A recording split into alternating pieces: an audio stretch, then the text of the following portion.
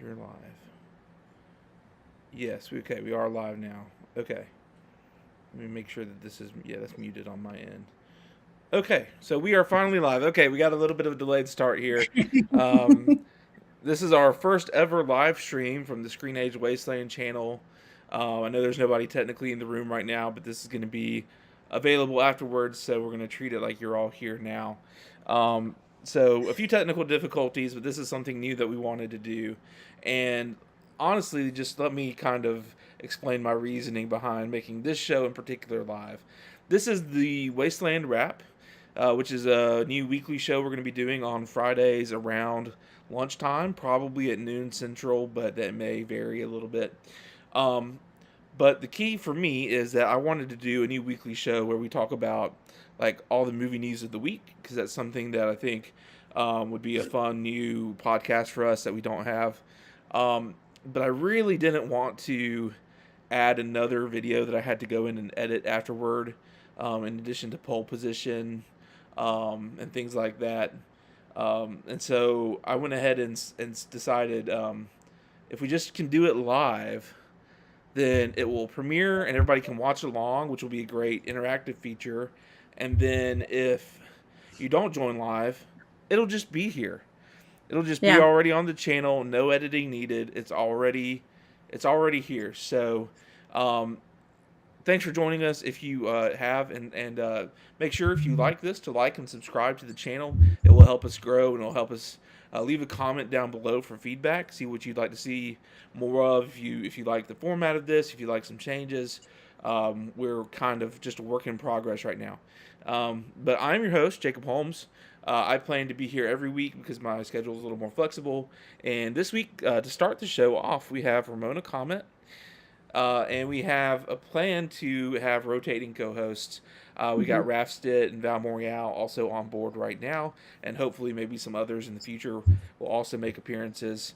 Ramona, thank you so much for joining me today to talk about this week in movie news. It's been an interesting week. Yeah. Thank you for inviting me. I've had some really fun movie things this week between the SAG and some new releases. It's been great. Yeah, and speaking of SAG, that is our first topic. Now Yeah. that's a little bit old now because that happens on Sunday and we're airing these on Friday. That may be a decision we make later in the week to see when do we. But it is the weekend. It's kind of like the weekend wrap up, so it Yeah. makes sense to have it here. Um, the SAG Awards, which are now called the Actor Awards, technically, quite a big shakeup, and obviously the biggest surprise, probably for most people, was Michael B. Jordan. Ramona, hmm from our previous conversations on pole position, I imagine you were pretty excited to see him take I the was. win. I was so excited. I was shocked. Actually, I was. I feel like I was Viola Davis in that moment. It was just pure joy.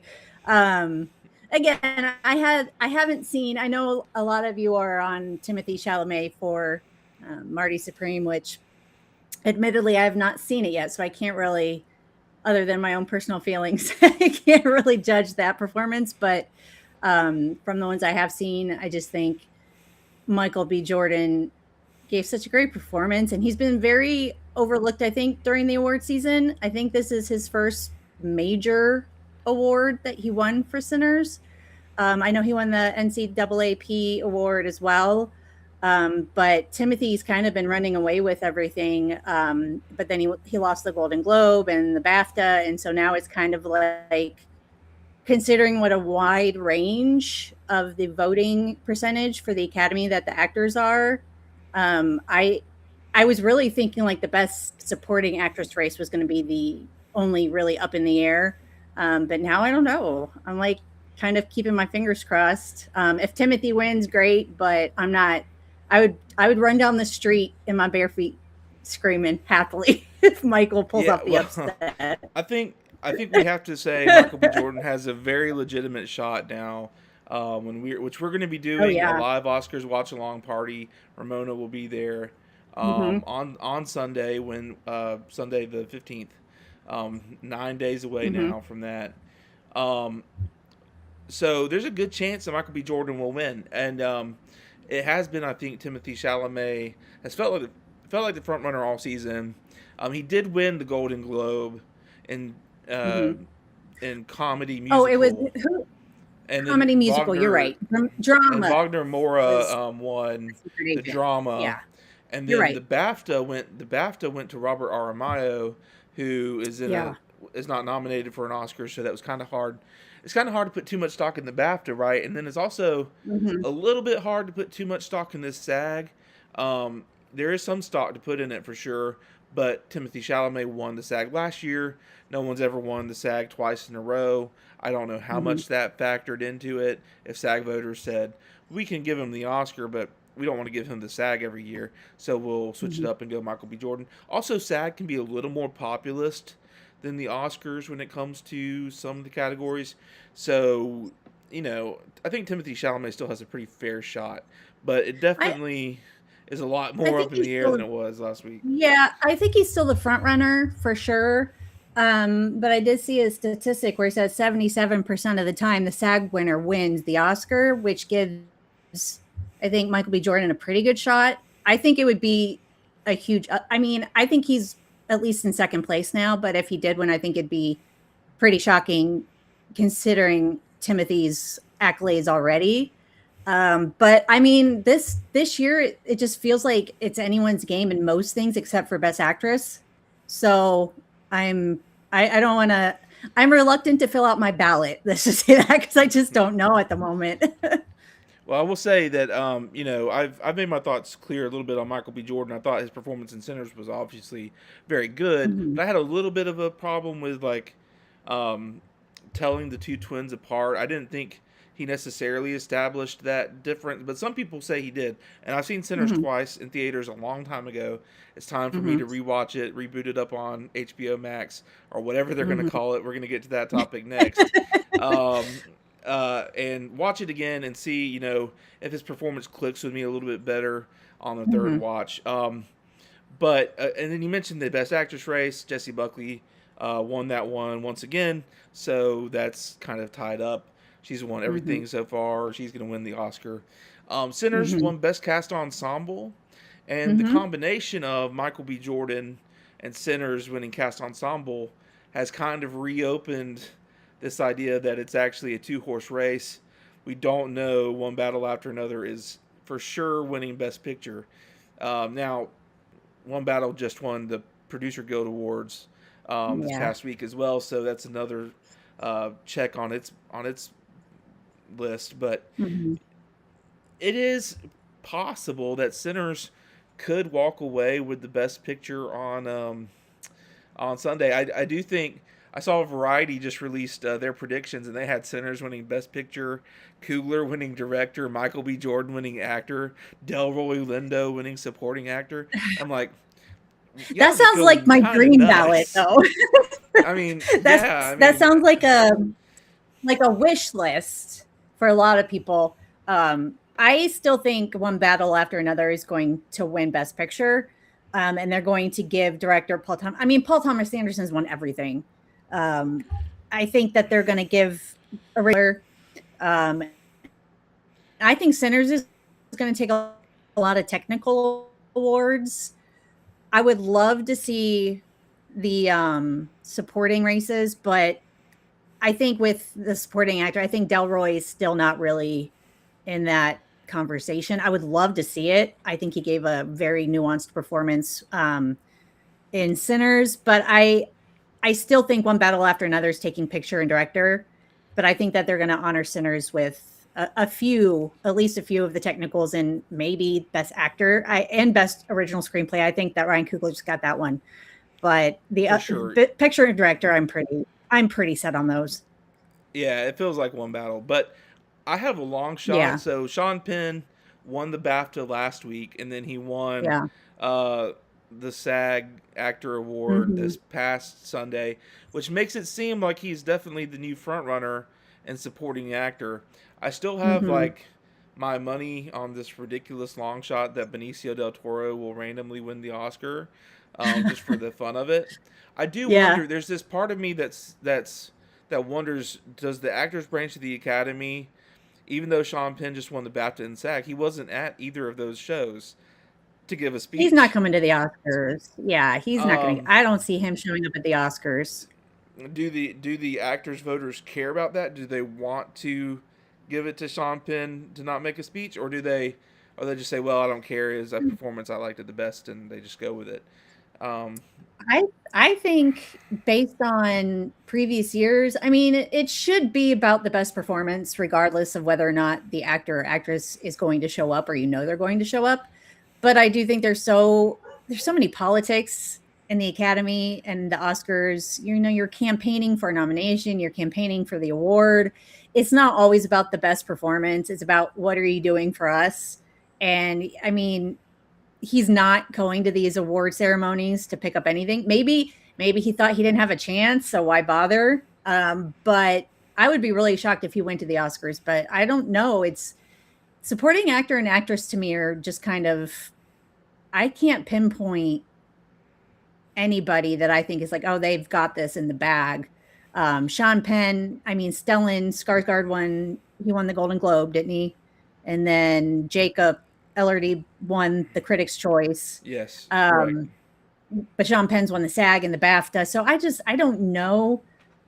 I kind of been leaning towards Stellan Skarsgård winning, but I don't know if the Academy would award Sean Penn knowing he'd be there or not. It's a stupid reason not to award him the Oscar if they do think that's the best performance, but I'm not going to say they wouldn't do that. It's hard to it's hard to come up with a great narrative for Sean Penn not to win, since Hmm. the SAG completely left Stellan Skarsgård off the nominees, and then you would think Yeah, that would be that's true. balanced out by like Stellan Skarsgård Hmm. winning a BAFTA, but Sean Yeah. Penn won the BAFTA, so it kind of rules that out a little bit. And you're like, well, what can they pivot to Jacob Elordi? Can they pivot to Delroy Lindo, who's not been nominated That these would be other crazy. places, and do they just say, screw it, we love Sinners, and we're Yeah. just going to give it to Delroy? Or would they pivot to Benicio and say, we love One Battle, but Sean Penn is not, he's not really vibing with the awards, and so let's give it to Benicio. And of course, none of these conversations are actually happening. Everybody's doing their own individual ballot, so that's each individual's headspace. But who knows how it'll mathematically work out. Do you think, Go ahead. real question, do you think just based on how the award season is going, other than, picture and director, which I think has been picking up everything, other than the SAG, but it feels like almost like Sinners has a lot of momentum right during now that the voting period is open. And one battle after another, I mean, Paul Thomas Anderson has been picking up just every award possible, which also indicates, best picture.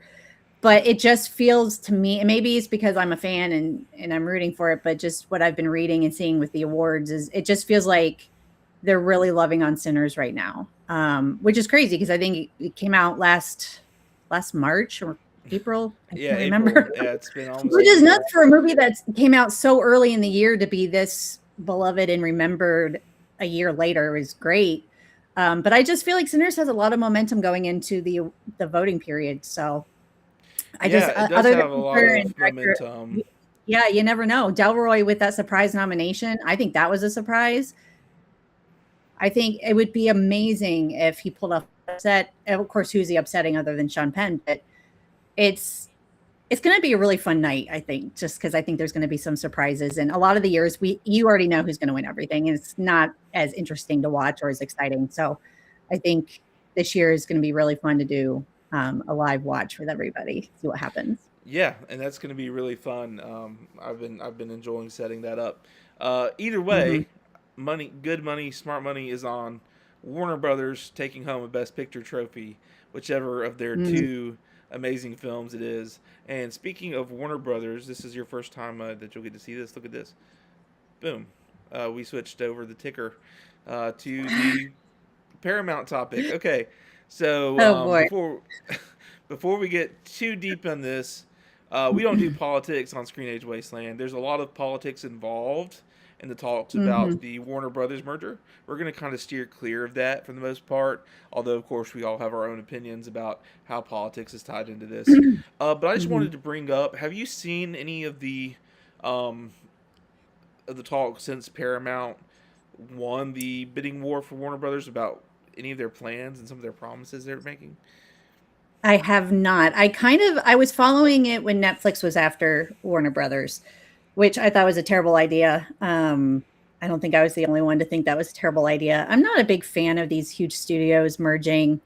I don't think it's great for viewers. I don't think it's entirely great for movies, but I mean, it is what it is. It's happening. So after the Netflix thing fell through, I was like, oh, good. And then I heard Paramount got WB. I was like, oh, so I didn't really pay much attention. So I want you to inform me on what's going on with them.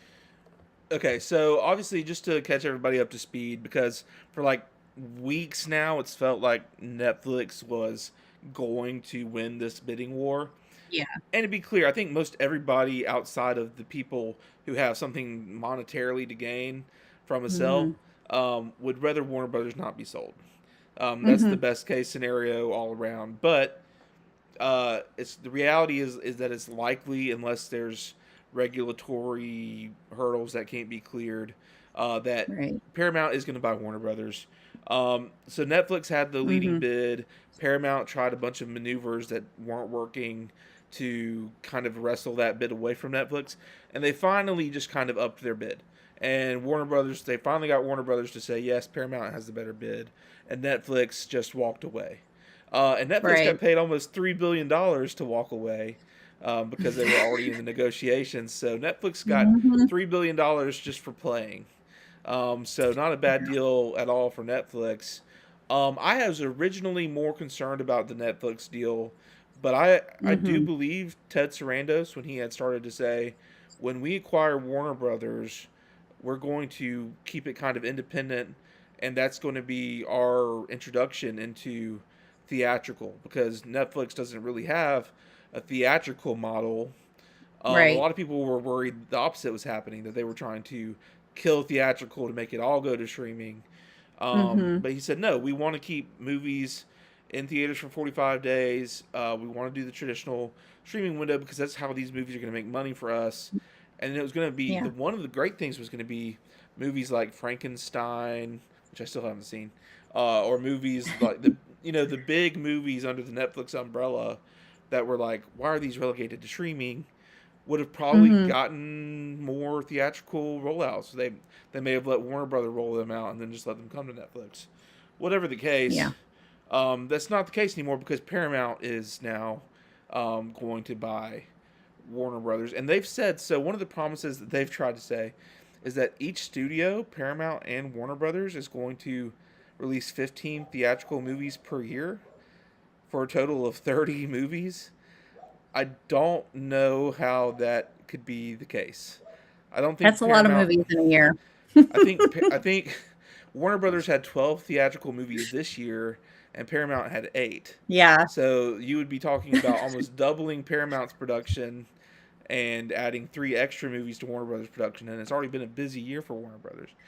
Um, so I don't know if And what's I the quality really. of that? Like, what are the quality of movies they're going to be churning out? Like, give us some good movies. I don't want to diminish quality for quantity. Right, absolutely. And then there's also the worry about. So one of the things here that's different than Netflix is Paramount is a theatrical studio, and there's going to be a lot of crossover. And also, Paramount has a ton of debt.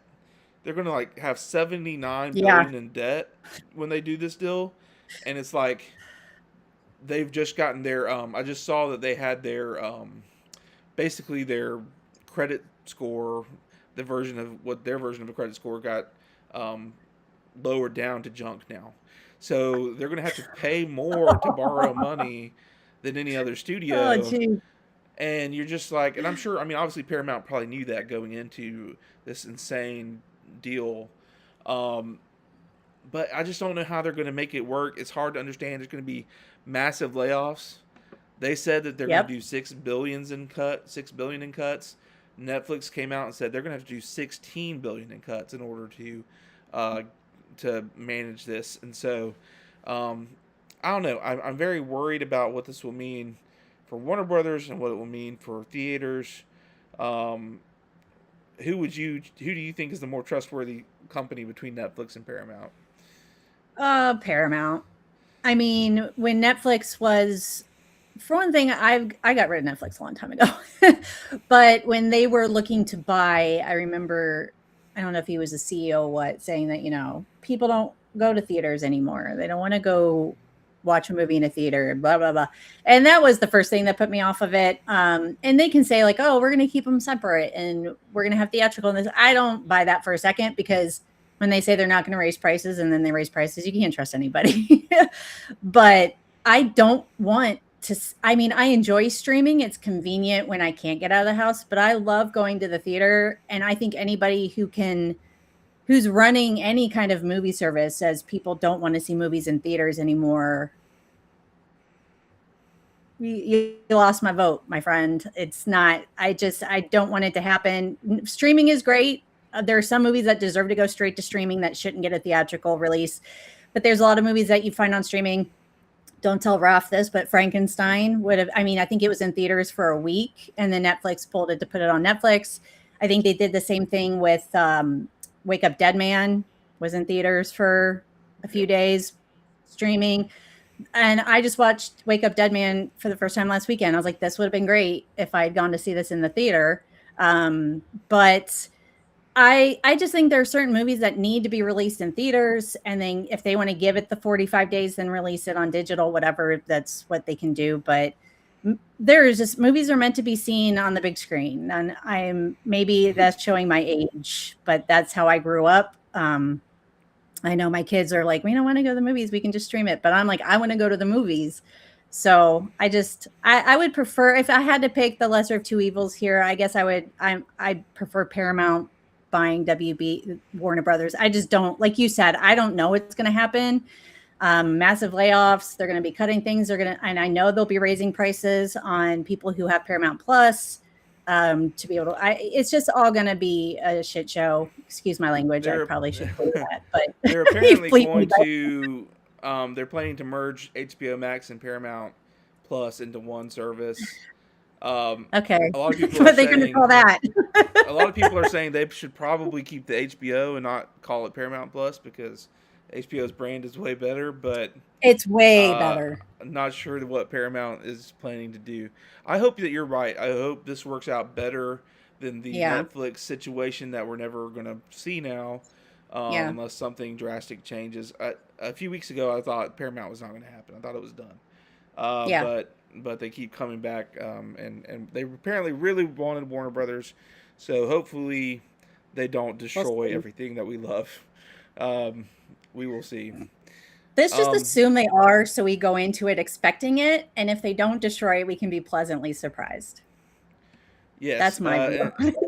And speaking of protecting, the ecosystem from threats, we have a new movie out. Hoppers from Pixar. What Yes. a segue. Aw. Hoppers is getting great reviews. So Mhm. I think it was sitting at 97% on Rotten. I think it's at 96% now. But when it was sitting at 97%, there were some stories coming out like, this is the best reviewed Pixar movie in a decade. And Yeah. I think now it's tied with Toy Story 4. That's the danger of relying on Rotten Tomatoes. Like, Especially at the very beginning when they release the score, give it at least a week or so, and we'll see what right, happens. right, Is right. it? Um, and also, obviously Rotten Tomatoes is just a percentage of critics that think it's overall good versus like the Metacritic score, which is more like on a scale of 1 to 100, what would you rate this? And I don't think Right. Hoppers probably quite reaches the heights of like Inside Out 2 maybe, or Toy Story 4. I'd have to look. But I will say I saw Hoppers last night. And so Yeah. I can also say that it is a ridiculously fun time. It is unlike Aw. most Pixar movies. It's not in their top tier, because the top tier Pixar movies have such a deep emotional heart to me. Hoppers is a Yeah. little bit more zany fun. It does have, and your mileage may vary, because I've seen a lot of reviews that they were like crying and that some of the messaging and some of the things at the end did hit them, and that's great. Mhm. Um, this goes really crazy and goes off the rails in a good way. And it's just a wacky ride. It's very funny. It's definitely one of the funnier Pixar movies because it just leans so Oh, hard into being a funny, good time. And it's from the director of We Bare Bears. If that means anything to anybody out there that's seen We Bare Bears on Cartoon Network, I believe it's on Cartoon Network. But that's a great show. That's a fun show, and that's the kind of he brings that same kind of creativity to this. Are you excited to see Hoppers, Ramona? I will be watching Hoppers. I am a Pixar fan. It's it was really nice back in the day when my kids were young enough to want to see these animated movies. Now they just watch them on their tablets. But Hoppers is on my list. I tended, I think there are very few Pixar movies I haven't seen yet. Some of them just, was it Cars 3 just didn't really appeal to me and wanting to see it. But Hoppers, at first I was like, what is this? But the trailers looked fun. It's on my list to watch it. Pixar is very, very rarely lets me down. I even like The Good Dinosaur, if that tells you anything. So I will be watching Hoppers, especially when I see a movie. I try to see a movie every weekend, so I have to be very selective of what I'm going to see. But that's one that I think that I'll be watching with my husband when we're able to watch it. He's a Pixar fan as well. So yeah, I'm excited, especially hearing that it's been getting great reviews. You never know anymore with Pixar. It kind of seems a little hit and miss with the critics, but it looks good. It looks fun. Yeah, I will say Dave Franco has a voice role in this. I didn't Yeah. necessarily realize it was Dave Franco. Maybe the Oh, best really? performance Dave Franco's ever had. I mean, I tend to not. I don't think Dave Franco's got the most range out there. I Well, mean, I mean, he was pretty crazy in the studio for his episode, so I could see it happening, I have being not zany. seen that. I have not seen that. Okay, it's But great. he's got some out there voice performance. Also, Bobby Moynihan is really fun Yeah. as King George, who you can see over here in the ticker with um, Oh, Mabel yeah, yeah, Beaver over yeah. here. Oh, with the crown. Um, uh, the animals when they're not when Mabel was in the beaver or whatever, you see she's got like the typical Google eyes. But when it Yeah. shows you the outside perspective of everyone else, where she's just an animal talk and she's just got the black beady eyes, those animals are so cute. They're so Yeah. cute, and it's just always really funny. It's really a great ride. I'm gonna go see it again probably. I'm a Oh, huge Pixar nerd. I grew up like when I was a kid. I wanted to work for yeah. Pixar, so like Oh, wow. this is up my alley. I'm just glad to see the studio kind of back in form. Like I think this is better than Yeah. like Luca, and I liked Luca, but I think this is better Yeah. than It was all right. Onward a little bit. I think this is better than some of those recent offerings. Even though it's Yeah. not quite at the height of like pure like Toy Story, Finding Nemo, Incredibles, Wally kind of stuff. Ratatouille, Ratatouille, all of those my great favorite. Yeah. classics. Do we have a Coco review for for Hoppers on Hoppers. the site? Yeah. I think Thomas Rice claimed the review of Hoppers. He Okay. beat me to the punch. I was like, dang, Oh. someone beat me to a Pixar review. In fact, everybody's been kind of hopping in there and Yeah. nabbing them. No pun intended. They've Yeah. we've really got everybody on fire claiming reviews. Since I was like, okay, well, I'll pick Yeah. up whatever's left, I guess. Um, cool. Well, this next topic is going to be interesting to kind of close us out because we were talking beforehand, and we'll switch Mhm. over. So it is Quentin Tarantino month at Screenage Wasteland. Yeah. Including we have a community collaboration ranking all 10, 9, 10 Tarantino movies. I think that there's some dispute. I mean, Tarantino says he's going to finish when he does his 10th movie. You could classify that in a couple different ways, saying he has already done 10. Whatever. Yeah. I don't actually know how it's listed on the community collab. But Ramona, you haven't seen any Quentin Tarantino movies? No, not one. Not a Okay. one. Well, Nope. this is your month. This is your chance to to dive in, and see what it's all I, about. I have been told, because I know this is going to sound strange coming from a horror fan, but I know how violent his movies are. And I find Quentin Tarantino violence to be different than horror violence. So I've been told to start with Jackie Brown. That's on my list of a watch eventually. My husband is a big Tarantino fan. He likes Pulp Fiction, those movies, everything. I don't know. I've just never gotten into watching him. I don't think I'm a big fan of his as a person, so that might have been kind of swaying me not to watch the movies. But I'm not a big fan of a lot of people of movies I watch, so I can't really use that Yeah, as an excuse. no, and So I think maybe I'll start with Jackie Brown, and we'll see how I like it, and we'll go from there. Um, but I don't know. There's just something about his style that just never really appealed to me, if that makes sense. So well, and to be fair, Quentin Tarantino is making himself more and more unlikable with every passing yeah, interview or whatever he does. yeah. Crapping on Paul Dano for no reason, and what Matthew Matthew Lillard, my boy. Lillard. Yeah, I mean, so Like, come I on, mean, man. he's and he's got the weird thing with the feet, and he's very neurotic anyway, and like, and that's where I am. So I've watched 6 Yeah. Tarantino films. 2 of them I think are like 5 stars, and the rest I'm Okay. like, the rest I'm like, this is kind of good, or like, Quentin, What are your buddy, what two are you 5 stars? doing? Okay, so I was talking last week when we were testing some live stream stuff with Val, Mhm. and we both agree we're both on the same page with Inglorious Bastards.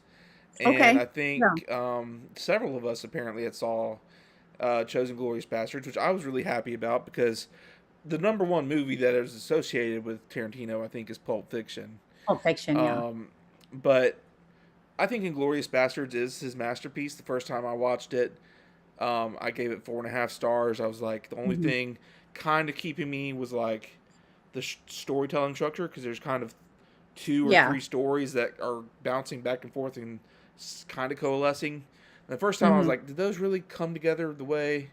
And then I watched it again. I was like, oh no, this is like perfect, because there's a Yeah. very so the I would recommend watching Inglorious Bastards first, because Okay. that opening 20 to 30 minute scene will just suck you in. Okay. And then after the end of that 30-minute scene, then you cut over to the actual bastards, which aren't in the first scene. And you get Brad Pitt as Apache man Aldo Rain saying, I want 100 Nazi scalps. I love Aldo Rain. He's hilarious. He's a great Yeah. character. So that's probably my favorite Tarantino character. And then my other 5 star is Django Unchained, um, Oh, yeah. which has a lot of similar DNA to Yeah. Inglourious Bastards. It's kind of oppressed people getting the upper hand, getting to just have a fun just destruction of their oppressors that I like. I love And those movies. it's the Tarantino. What really causes problems for me with Tarantino is the dialogue. It walks a very fine line, and it Yeah. can get really out of hand. Like, I think Reservoir Dogs starts to, like, for me, some of the Tarantino dialogue gets out of hand. And The Hateful Eight, which is Sure. my least favorite that I've seen, the dialogue gets Yeah. way out of hand for me, and I'm like, it's just like, this is just coked up Tarantino being kind of weird, and I don't feel comfortable with it. And The Right. Hateful Eight is also kind of boring for a long time. Like, it's a movie that I Yeah. felt like I should love, and I was like, Right. this is just not working for me. But yeah, Right. no, definitely I would go Inglorious Bastards and Django, and then I kind of like Pulp Fiction. I kind of think some parts of Pulp Fiction are Tarantino indulging himself a little too much. Right. Pulp Fiction. While we're talking about Pulp Fiction, because that's the one where people really like to talk about Tarantino and his nonlinear storytelling in that, and how that, I'm sure, revolutionized. I think that was a big impact on movies at that time. But actually Mhm. watching the movie, and I haven't watched it multiple times. I think I've watched it once, or like bits and pieces plus one full time, Right. and I just don't know that the nonlinear aspect of it really adds that much. Like, I appreciate it. Like, there's a really cool part where you're seeing one scene earlier on, and then you go back and Yeah. you're seeing that same scene again with a different perspective, Right. and you're like, whoa, that's kind of cool. But it didn't Yeah. really it didn't really matter that much. So it didn't like kind of So if he hadn't match. done it that way, it wouldn't have mattered, It's like, basically. it's It not didn't like change. the way that the plot was, it's not like, oh, this changes everything. Seeing it from this Yeah. angle, it was like, oh, those people were there because they were off screen. I didn't know they were there. That's kind of fun. And then like, so they knew something I didn't know, but it wasn't like it just didn't change the plot. But maybe I'm wrong because I've only seen it Yeah. like one time through. Maybe I'll grow in appreciation. I think Kill Bill. I haven't seen Volume 2, but Volume 1 is very Tarantino's Hmm. wackiness coming through, mostly in a good way, but a little bit over. So, yeah, I haven't watched Jackie Brown. I've been told that's a good one, too. And I Yeah. think restrained Tarantino is kind of my Is preferred your way to preference? just Right. full letting loose Tarantino. Um, Man. but there's so many great things. So anyway, I've already set it up. There's a link in the description below to the community collab, and Yeah. also I dropped a link to something that's not on the ticker, Ramona, which is Hmm. crazy because we worked so hard on it. Our seventh annual Screenage Wasteland Awards just dropped, Yes. and we were talking about Sinners, and Yes. Sinners absolutely dominated and destroyed Destroyed. Yeah. in our Screenage Wasteland Awards, which is not a huge surprise at all. And also, I had to do some campaigning for that, go around to the voters and get on to vote for my sinners. I didn't do that, but I thought about yes, I it. think we had two. I think we had, and I'm going to leave a little suspense so people will click the link. But I think we had Yeah. two acting prizes for Sinners in addition Yeah. to Best Picture. Also, several prizes for Sorry Baby, which is great. Yeah. I was kind of surprised, not by the time we got to voting, but I was kind of surprised how well Sorry Baby did in nominations. And Yeah. then once it got the nominations, I was like, well, that could, I mean, a lot of people seem to like that. Also, really Yeah. cool Best Actress winner, um, for us, Oh, I'm not gonna say. I don't want to um, spoil it. which, I mean, awesome. It's someone who's not Yeah. nominated at the Oscars or anywhere except for some like lower stakes award Mm. shows. Um, I And don't think maybe our best supporting actress winner, that'll heighten her chances for the Oscars, winning our best supporting actress in a movie. I was really excited about that too. yes, and I think she has a pretty good shot after some of the recent Yeah, award me shows. too. Although, I mean, Yeah. supporting actress is actually something we forgot to talk about when we were talking about the SAG winners. Oh yeah. So we can Yeah. jump back up, and I can just pull the Very ticker excited. right back up to Michael B. Jordan There's there. no winner. Um, Yeah. Amy Madigan Yeah. won for her portrayal of Aunt Gladys in Weapons, and supporting actress, um, which means that she won the SAG. Wumi Masaku won the BAFTA, BAFTA, and Tiana Taylor won the the Golden Globe. Globe. Mhm. Yeah. So what's gonna happen? I don't Well, know. Amy won the Critics' Choice too. Not that I think that really has a lot of True. bearing on the Yes. Oscars, but I mean, she won the Critics' Choice. I think too, her being a veteran of Hollywood, having been around for so long, um, works in her favor. So I think that, I think the Academy might like to see somebody like her rewarded for her career. I think this is arguably some of her best work that I've seen her in. Um, and again, I haven't seen some of the other.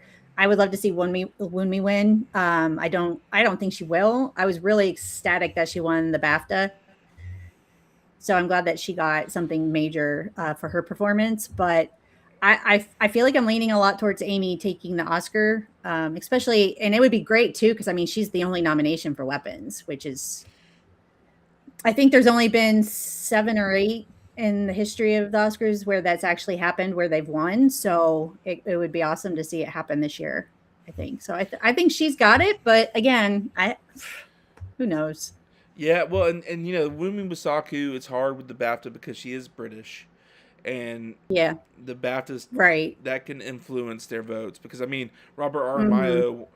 I haven't seen I swear to say whether Robert Aramayo might be the best performance, but the fact that it's a Right. British film most likely helped it based on the history of the awards. And Right. I think one thing that might help Amy Madigan walk away with the Oscar is that there's so many Mm-hmm. similarities between Teyana Taylor and Wumi Masaku, and I'm not just saying that because they're both black actresses. What I'm saying is they're both supporting actresses in the like top two best picture films, and both Right. of them have like more minor supporting roles where Right. they don't have, whereas Madigan is in this She's a just outside the very, bubble best picture, and then yeah. she's like she doesn't show She's a, up for a long time, but but she is once a she main shows up, character of that film. Yeah, for she's sure. the dominating force. Yeah, the whole Which movie I mean, revolved around her. yeah, I mean, Yeah. it does take a really long time for her to show up. So in a way, you could actually compare her like in the opposite, but she appears at the end, whereas Yeah. Tiana Taylor Yeah. disappears after the beginning. But Um, when you think of weapons though, I think a lot of the time if you ask anybody who's seen that movie, like when you think of weapons and you ask them what is the one thing you think of when you think of weapons, it's Gladys. And I yeah, mean it's her. that's true. Yeah, And it was such a bizarre, creepy, hilarious performance for me. So I mean the nomination alone is very deserving, and if she won I would be so happy. But honestly in that category, I haven't seen sentimental value, but in that category I feel like anybody who wins I'll be like that's great. Like there's not one up there that I'm like this is so she shouldn't be in that category. I think all of them are pretty great. So I don't know. There's really not a lot to dislike about the Oscars this year. So I don't know. yeah, it's gonna be a fun. It's gonna be a fun night. Just a Yeah. reminder now as we're wrapping up that this is a Mhm. plug for um, Ramona and I will be back, and also joined by Raph Stitt and Val Morial for a big time watch along Oscars party, Yeah. live streaming with the Oscars. We'll be watching right along with you. We're doing everything to get that stream set up nicely. That's why we've got all these graphics now that I've that I've been working on, is because we were like, how do we do this going live? And we were like looking at all these Right. options, and like I won't name the option, but one of them was $35 a week, and we make zero Oh. money. We make zero money off of Oh. this, so it was like that's out. And then we were like, can we use, because we've been using Zencaster for a lot of podcasts, Yeah. and we're like, how will that work? But they don't really have a live stream option. Right. So then we are like, can we like do it through Zoom? And then we were trying to do that, and I was like, I just got to find. So we're using the OBS, which is a free open source software. It's working pretty great. Hmm. It seems like, and so we're gonna get some cool things. I'm really excited for everybody to watch, and I'm excited to keep doing the Wasteland Wrap. This is a fun show, and I'm really excited that I don't have to touch it once I hit stop streaming. It's just Like done. I don't have to go and put an intro in front of it. I am gonna No try and build an editing. intro to the show. Yeah, no Right. editing. Just leave it and forget it, and it's here, and you can Yeah. watch it back anytime. That's why we did it at the midday lunch on Friday. It's just so that Yeah. if you want to watch along during your lunch break, that's great, and if you want to watch it on Friday evening or Saturday morning, whenever you've got time, It's that's there. great. We just Hmm. didn't want to live stream it at like 11 o'clock at night for everybody. So, I've been asleep. so thank you, Ramona, for taking time out of your day to join me. Of If you like course. this and you want to see more of the Wasteland Wrap, please like, subscribe, comment below. We'd like to be interactive. At some point, we'd like this to be a more interactive show. If people show up live, Hmm. we're getting pretty close on YouTube to being able to do like super chats. So Yeah. when we get there, then we can like incorporate that into the show and have some Right. element of that. I would love that. So that'll be great. Thank you so much for joining us. Or if you didn't join us, thanks for watching this later. And be sure to mark it on your calendar. March 15th, we're going live about 6:30 or 7 with the Oscars watch along party, and we will see you there. Until then, enjoy hanging out in the wasteland.